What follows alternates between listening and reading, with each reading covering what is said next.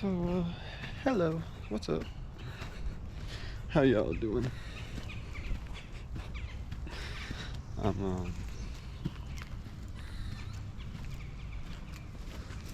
gonna try out this backup camera.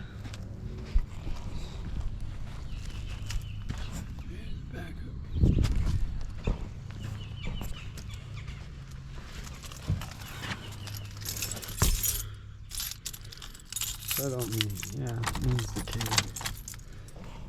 There's the backup camera.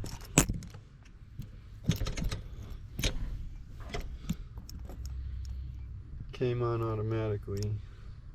So I got a three-way switch right here. There was a hole here already. I didn't know what to do with it. Anyway, I flicked the switch back up. Now it's just on. Oh, it turned off.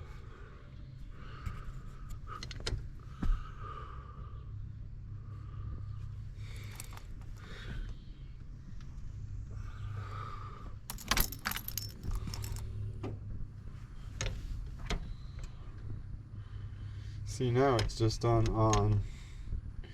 It needs the ignition on. But look, the switch turned it off. It's not on anything. I just wanted y'all to see that.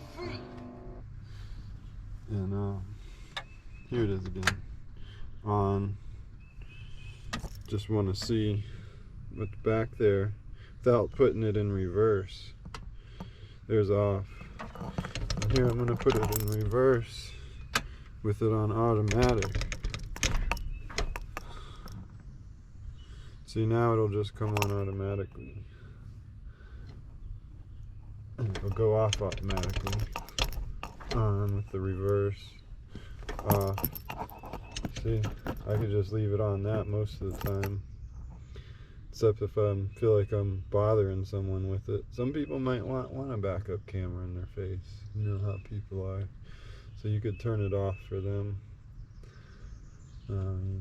I don't know why you want to turn it off, but it might be a situation you just want to have it off, I guess. And then you want it just on when you're just like sitting in your car on the rest stop, or you're just sitting in your car soaking up some AC or something. You don't want to keep looking behind you. You could just leave that reverse camera on like that. Just make sure no one's creeping up behind you, you know?